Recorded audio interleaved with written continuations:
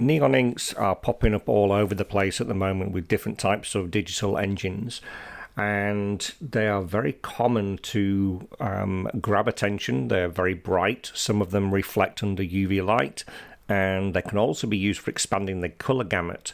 So what we're showing here on this artwork here, it's an advertisement for some drinks cans, and they're using a neon yellow and a neon pink. So these files were actually set up using the Touch 7 neon color system. So if you don't know about Touch 7, go visit www.touch7.co and you'll learn about how to use the neon inks in combination with CMYK, or by combining the neon inks together to expand the color gamut. So what we're showing here, let's just set that up. Now in this particular instance, the Touch 7 system was used for printing, say for example, with a large format flatbed device, and in this case SwissQ print. So we're going to specify the ink as the SwissQ.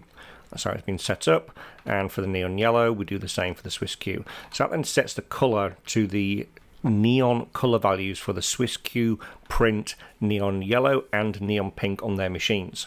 Now if you take a look at this, you'll notice that we've got a bright orange. Now that bright orange is actually created by using pink. So let's turn everything off, put the pink on there, and you'll see that we've got pink as underlays in different areas. So we can combine the pink with different colors to create different effects, and the same with the yellow, and then we'll put the CMYK over the top.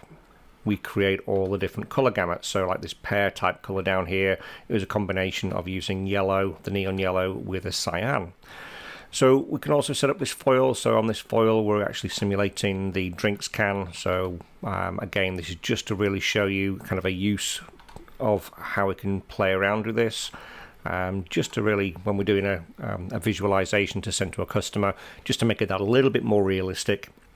So what we've got now is we've got the neon ink set up.